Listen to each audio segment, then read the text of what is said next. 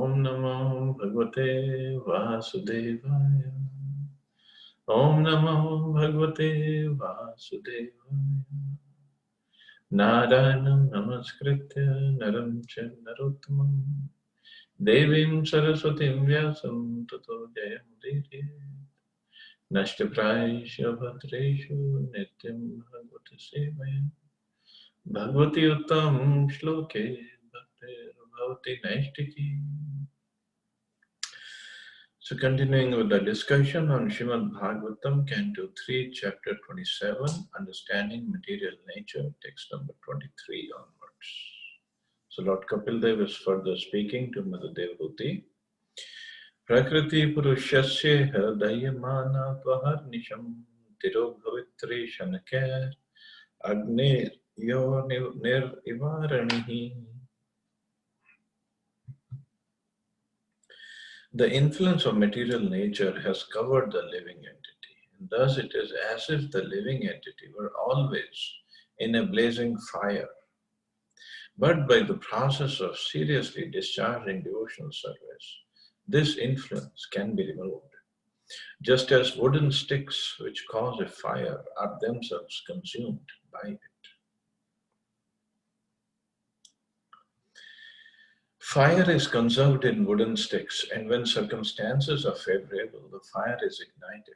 But the wooden sticks, which are the cause of the fire, are also consumed by the fire if it is properly dealt with. Similarly, the living entity's conditional life of material existence is due to his desire to lord it over material nature and due to his envy of the Supreme Lord. Thus, his main diseases are that he wants to be one with the Supreme Lord, or he wants to become the Lord of material nature. The karmis try to utilize the resources of material nature and thus becomes its lords and enjoy sense gratification. And the jnanis, the salvationists, who have become frustrated in enjoying the material resources, want to become one with the Supreme Personality of Godhead, or merge into the impersonal effulgence. These two diseases are due to material contamination. Material contamination can be consumed by devotional service because in devotional service, these two diseases, namely the disease to lord it over material nature and the desire to become one with the Supreme Lord, are absent. Therefore, the cause of material existence is at once consumed by the careful discharge of devotional service in Krishna consciousness. So the fire and the wood example, the fire is hidden in the wood, but when the wood is burnt properly, fire means the fire element is manifested, the wood itself gets consumed. So this material existence of ours is because of our desires. But the same desire, when it is spiritualized, or when the fire of devotional service is exhibited, then it can cause the same material existence to be consumed, it to be annihilated. A devotee in full Krishna consciousness appears superficially to be a great karmi, always working. But the inner significance of the devotee's activities is that they are meant for the satisfaction of the Supreme Lord. This is called bhakti, or devotional service. Arjuna was apparently a fighter, but when by his fighting he satisfied the senses of Lord Krishna, he became a devotee. Since a devotee also engages in philosophical research to understand the Supreme Person as he is, his activities may thus appear to be like those of a mental speculator. But actually he is trying to understand the spiritual nature and transcendental activities.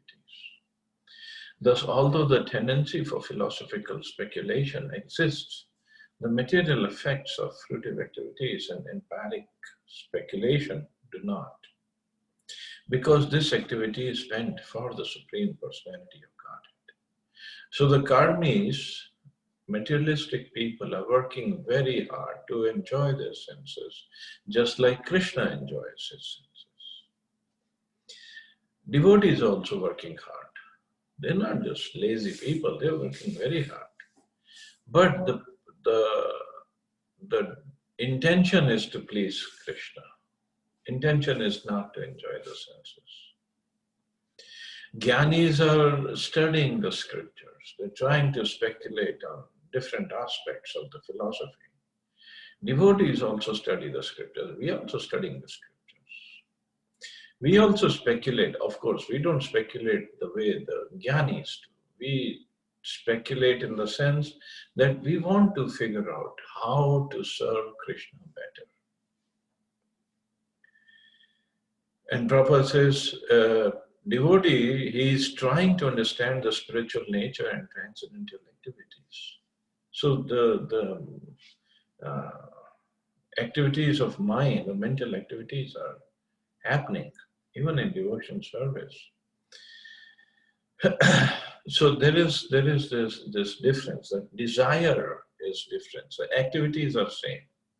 Consciousness or intentions are different. And those intentions or those activities, when properly executed, can remove this material body that we are in, can finally consume it, finish it off. Bhukta bhoga parityakta drishta dosha cha nityasha neshwarasya shvamdhate sve mahimni sthitasya cha. By discovering the faultiness of his desiring to lord it over material nature, and by therefore giving it up, the living entity becomes independent and stands in his own glory. Because a living entity is not actually the enjoyer of the material resources, his attempt to lord it over material nature is, at the ultimate issue, frustrated. As a result of frustration, he desires more power than the ordinary living entity, and thus wants to merge into the existence of the supreme enjoyer. In this way, he develops a plan for greater enjoyment. As a result of frustration, because our desires or our propensity to enjoy the material resources will end up in frustration because we cannot enjoy. We are not the enjoyers. And more we try to enjoy, more we try to control the material nature, more frustration will be there. We can see right now, just one invisible, it's such a small micro, it has shaken the whole world. As a result of frustration, he desires more power than the ordinary living entity, and thus wants to merge into the existence of the supreme enjoyer. In this way, he develops a plan for greater enjoyment.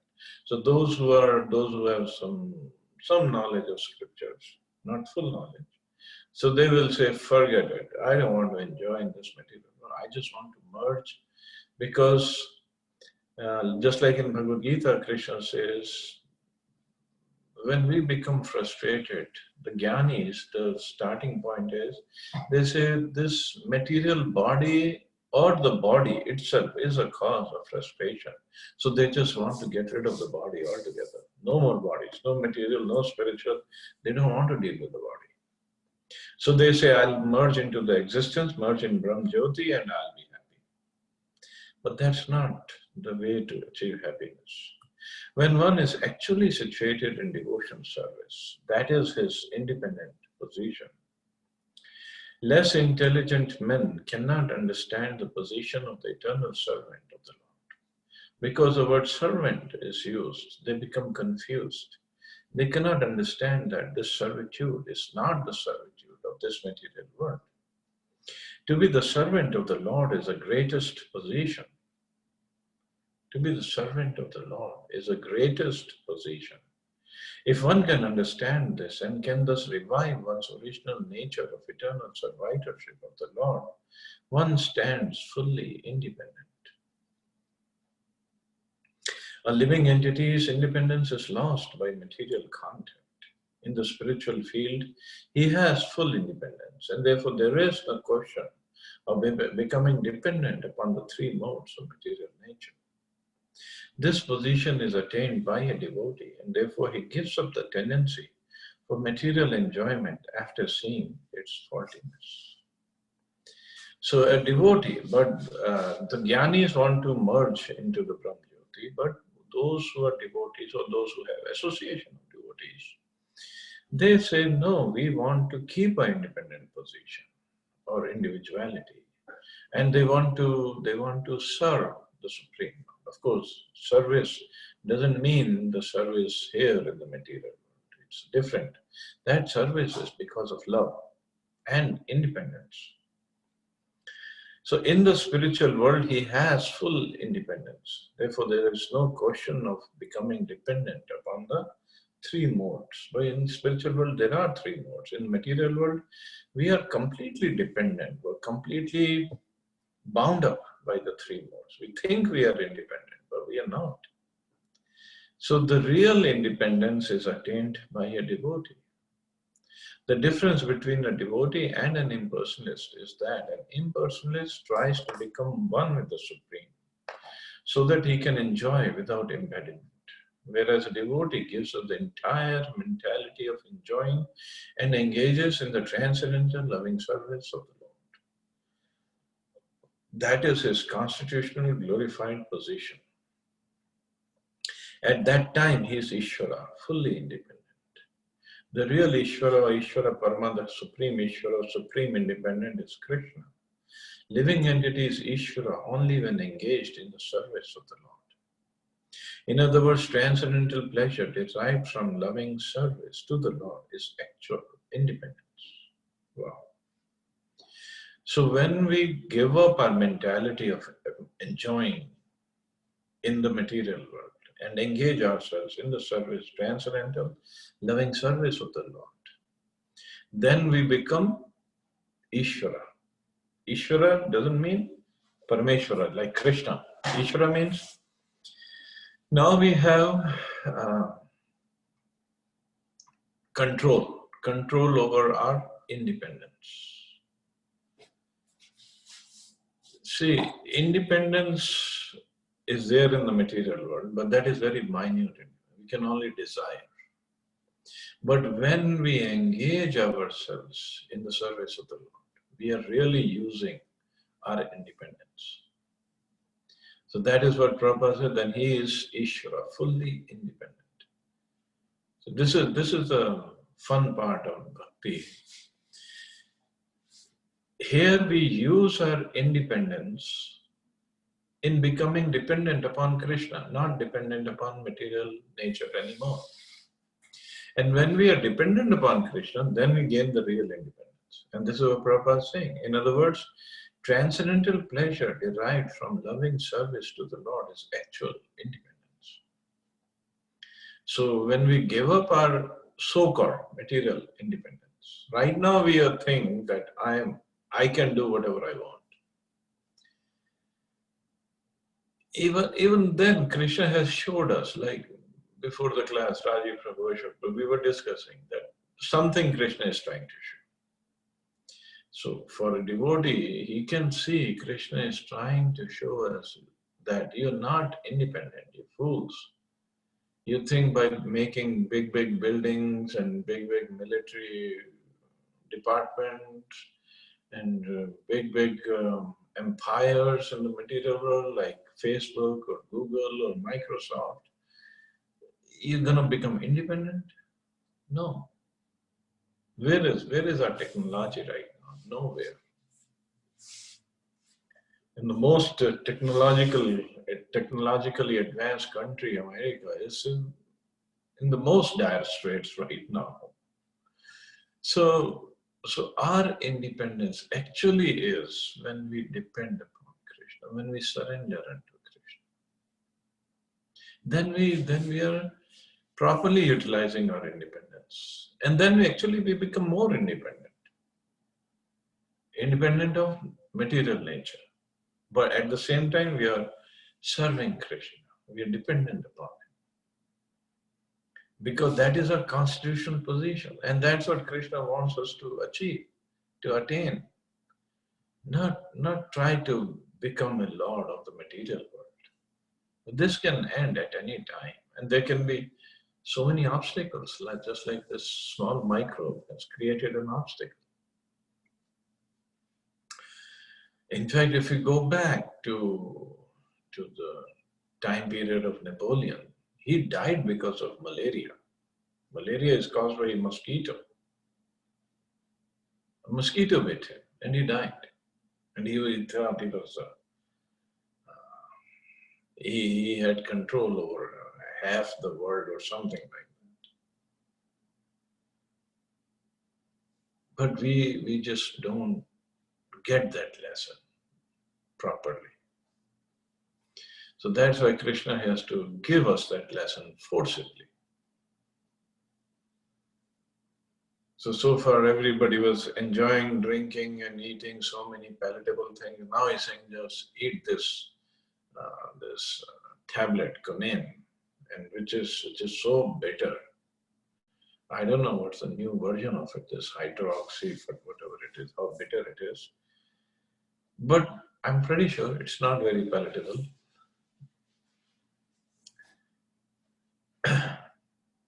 But this is Krishna's way of showing we cannot be happy here. We cannot be. Just don't even think of being happy here. Yata hi aprati buddhasya prasvapo bhavanara brita sae prati buddhasya nave mohaya kalpate. In the dreaming state, one's consciousness is almost covered and one sees many inauspicious things. But when he is awakened and fully conscious, such inauspicious things cannot bewilder him. In the condition of dreaming, when one's consciousness is almost covered, one may see many unfavorable things which cause disturbance or anxiety. But upon awakening, although he remembers what happened in the dream, he is not disturbed because he knows it was just a dream. It wasn't reality. Just like sometimes in a dream we see somebody shooting at us, or a tiger is jumping at us and eating us alive, or whatever. But when we come to consciousness, all of a sudden we get up and we might be sweating, and then we think of that dream. The dream is still there, it happened, but it's not bothering us. Similarly, the position of self-realization or understanding of one's self-relationship with the Supreme Lord makes one completely satisfied, and the three modes of material nature, which are the cause of all disturbances, cannot affect him. So, three modes are. So, once we understand our relationship with Krishna, means now we are not sleeping anymore. Nor we are not dreaming anymore. So when we are awakened, when we are woken up, then these material nature, the dreams of material nature, or the anxieties, or the miseries, or the distresses of material nature cannot disturb us. He is completely satisfied. In contaminated consciousness, one sees everything to be for his own enjoyment. But in pure consciousness, or Krishna consciousness, he sees that everything exists for the enjoyment of the Supreme Enjoyer. That is the difference between the dream state and wakefulness. The state of contaminated consciousness is compared to dream consciousness. And Krishna consciousness is compared to the awakened stage of life. Actually, as stated in Bhagavad Gita, the only absolute enjoyer is Krishna. One who can understand that Krishna is a proprietor of all the three worlds, and that he is a friend of everyone, is peaceful and independent. As long as a conditioned soul does not have this knowledge, he wants to be the enjoyer of everything. He wants to become a humanitarian, a philanthropist, and open hospitals and schools for his fellow human beings. That is all illusion. For one cannot benefit anyone by such material activities. If one wishes to benefit his fellow brother, he must awaken his dormant Krishna consciousness. The Krishna conscious position is that of Pratibuddha, which means pure consciousness. Hmm.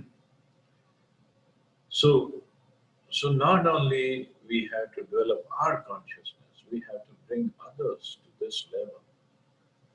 But yes, the best way is not to open hospitals or schools and help the material body.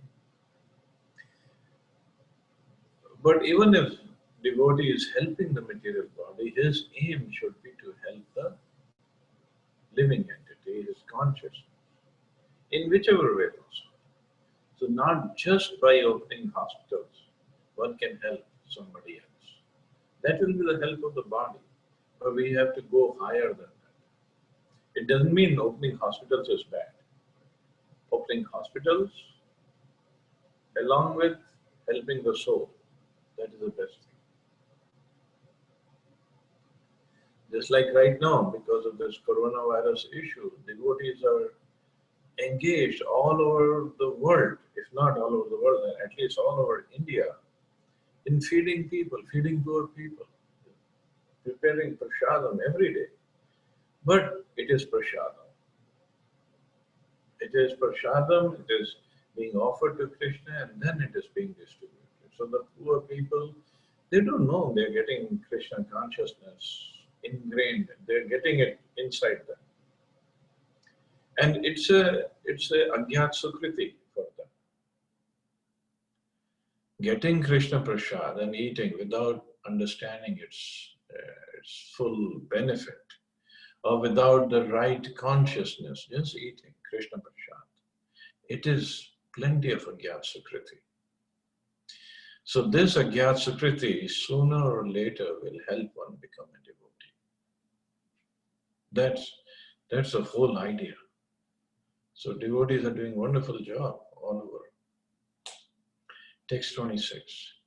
Evam viditattu tasya prakritir mai manasam yanjato napakurut atmaramasya karhichit. The influence of material nature cannot harm an enlightened soul, even though he engages in material activities, because he knows the truth of the Absolute, and his mind is fixed on the Supreme Personality of Godhead. Lord Kapila says that Mai Manasam, a devotee whose mind is always fixed upon the lotus feet of the Supreme Personality of Godhead, is called Atmaram or Vidita Tattva. Atmaram means one who rejoices in the self, or one who enjoys in the spiritual atmosphere. Atma in the material sense means the body or the mind, but when referring to one whose mind is fixed on the lotus feet of the Supreme Lord, Atmaram means one who is fixed in spiritual activities in relationship with the Supreme Soul. The Supreme Soul is a personality of Godhead. The individual soul is a living entity. When they engage in reciprocation of service and benediction, the living entity is said to be in the Atmaram position. This Atmaram position can be attained by one who knows the truth as it is. The truth is that the Supreme Personality of Godhead is the enjoyer, and that the living entities are meant for his service and enjoyment. One who knows this truth and who tries to engage all resources in the service of the Lord escapes all material reactions and influences of the modes of material nature. So this is the only truth actually. Krishna is the Supreme Personality of Godhead, and he is the enjoyer, he is a controller, he is a proprietor. And we as living entities, we are part and parcel of Krishna, and we are here to serve him, to help him in his enjoyment. In the process, we all will be very happy. That's why the word Atmaram is used. One who rejoices in the self. But that is a real process of attaining pleasure.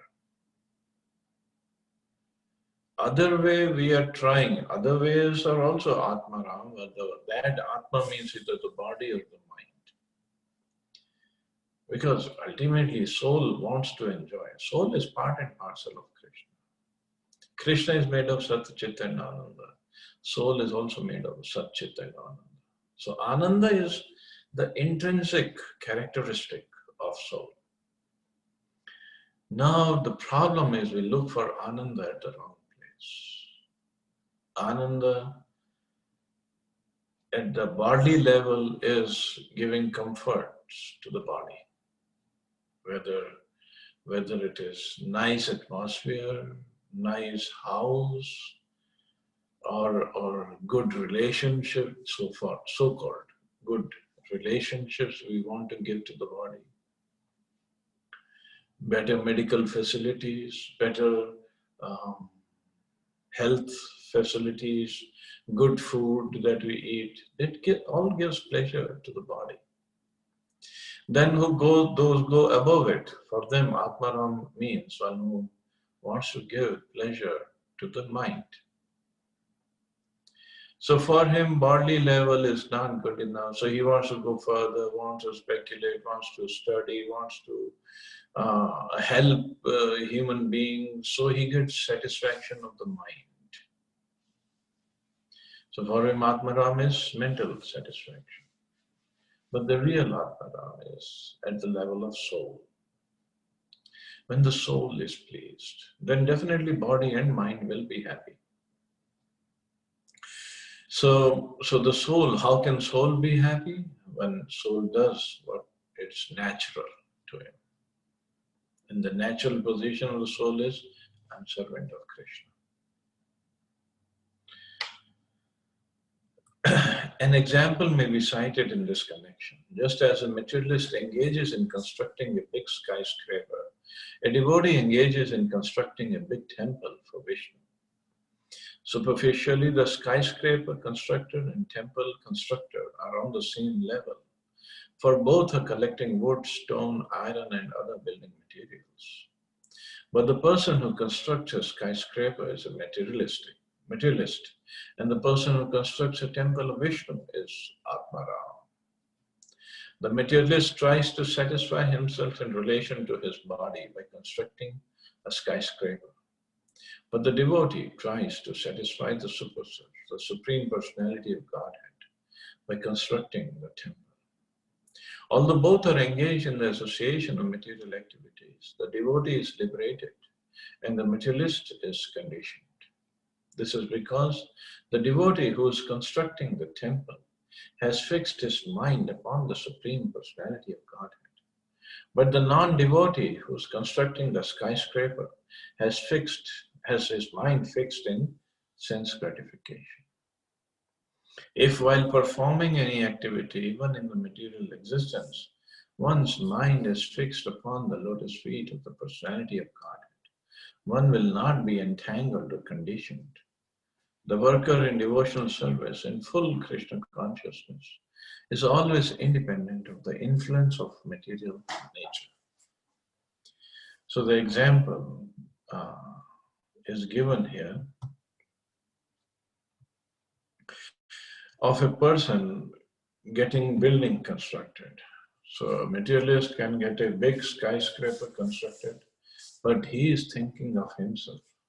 He is thinking how I'm going to enjoy this building, the money that I'm going to get by selling the different units to different owners or by renting it out, and I'm going to get so much of money, and every month I'm going to get this much money, and by my schemes I'll get more and more money, and I'll be happy, I'll be controlling this part, that part, whatever.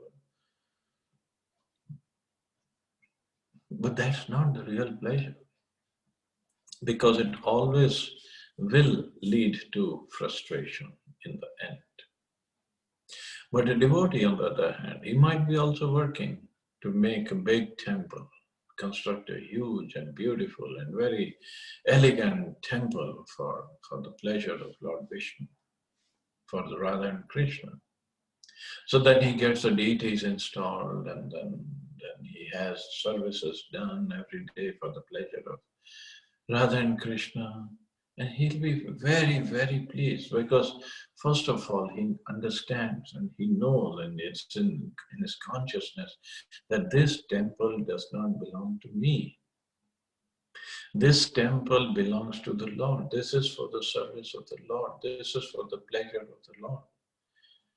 It's not for me. It's not for my making money. It's not for my having prestige of building a huge temple. So the service of the Lord gives him ultimate pleasure.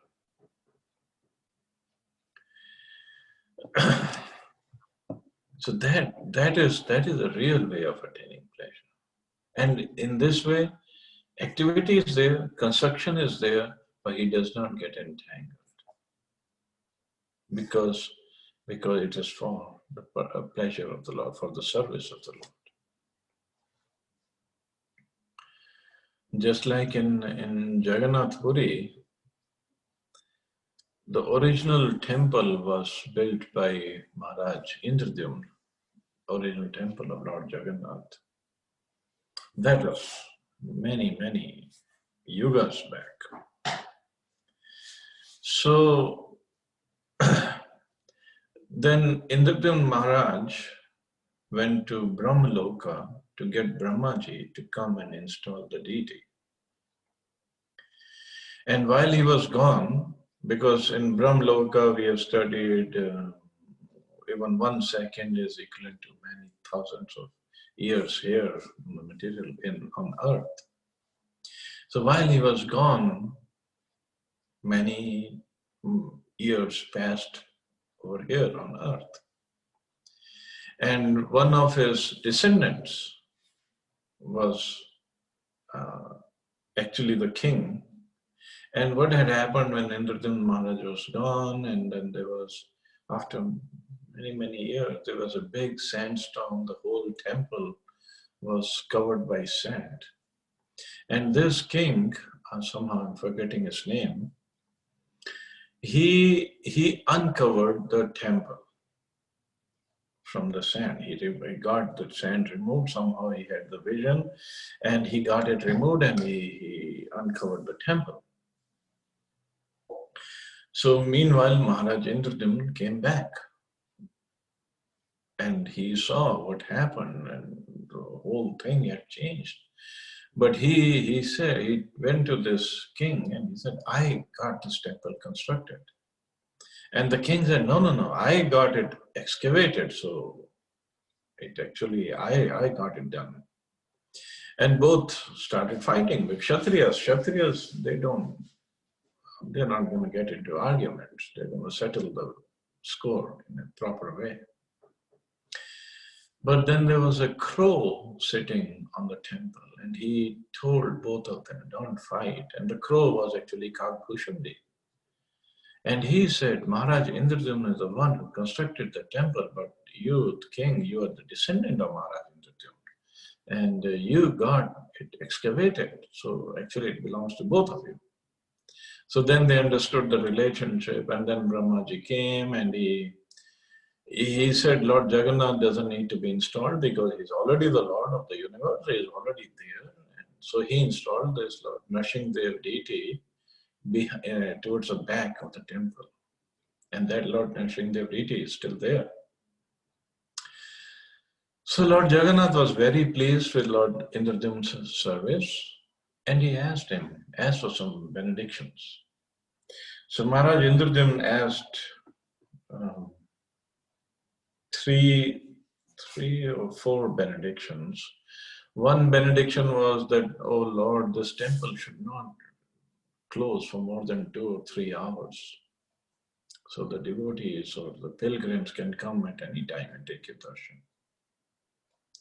Your hand should always be wet, means you should have prasadam, and by the time you finish your meal and you wash your hands, next meal should be ready. So a whole day you should be eating nice bhoga. And then the prasadam should be coming out for the devotees. And another benediction that he asked for was, from now on, the new king, because Indradyumna Maharaj was already old now. So in our family, the king should not have a son. Why? Because he said, I don't want the next generation to lay claim on the temple, that this temple belongs to me. This temple actually belongs to you, my Lord. So even till today it is observed, it is said that king of Jagannath Puri, king of Puri, they don't have son in the family. They have only daughters. So the next king is chosen by Lord Jagannath. He chooses any boy from the area, whoever suits him, or whoever is a devotee, proper devotee. Because from the story of Gop Kumar in Brihad Bhagavatamrita, if we ever get to read that, Gop Kumar he once went to Jagannath Puri and he liked the deities there, he liked the service there, and he liked how the king of Puri was serving the Lord, and somehow everybody started liking him. All the pujaris and the king, and the king of Puri departed. He died, and Jagannath came to the dream of Pujari and told him, this Gop Kumar should be the next king. So this is how Lord still does this pastime. So he chooses the devotee from the area that is going to be the next king. And he tells the king, tells the pujari, main pujari, and then they adopt this boy and then they train him to be the next king. So the idea is nobody should lay a claim on the temple that this temple belongs to me, or because I built this temple or my father built this temple.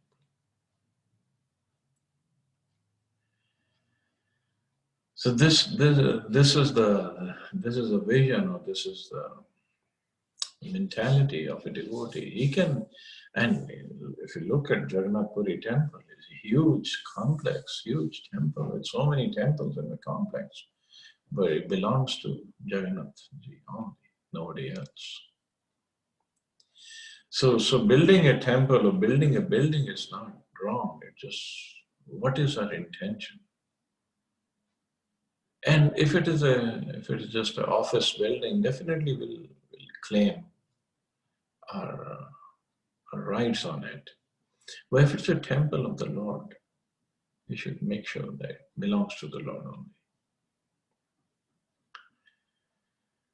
So I guess we can stop here. See anybody has any questions or comments.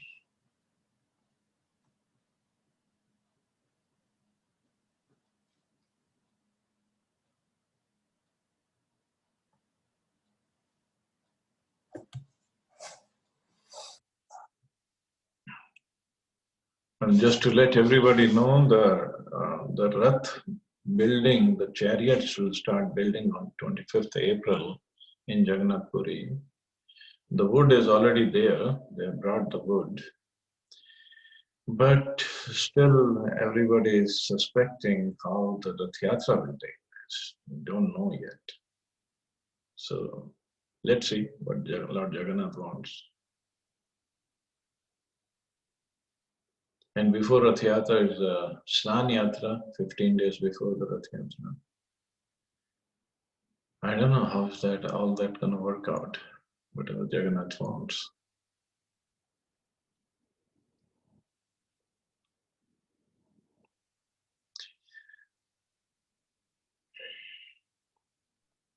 Prabhuji, what is the date of Yatra this time?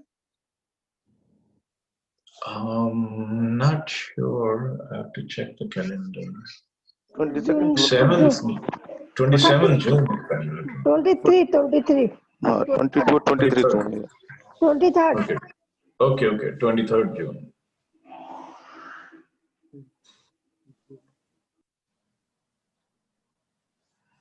So, I don't know, even they all are confused in Jagannath Puri also. They say, we don't know what Jagannath Ji wants.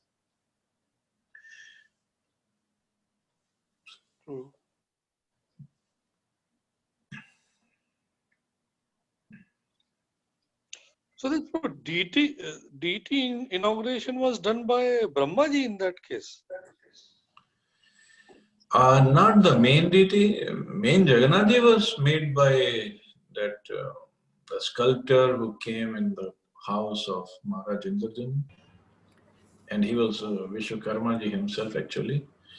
So the deity was not installed because Brahmaji said he is already installed. He is already Lord Jagannath. There's nothing to be installed.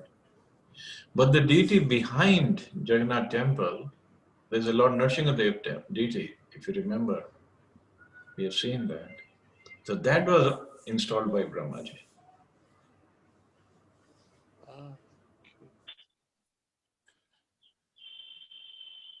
But this is the only deity that I know of, which changes like every 12 to 19 years, depending upon the Yeah. Kalp. planetary combinations. So it has a Nav Kalebar.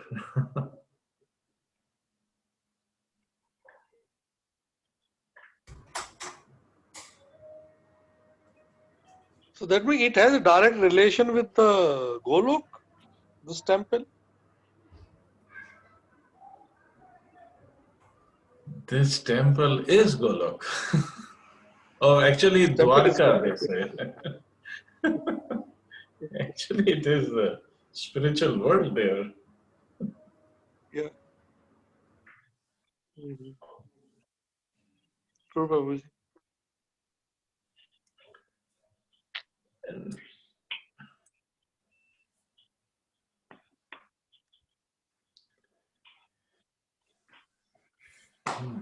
Okay, so we should stop here. You all have a wonderful and safe day. Hare Krishna. Jai Shri Prabhupada. Hare Krishna. Hare Krishna. Thank you, Prabhuji.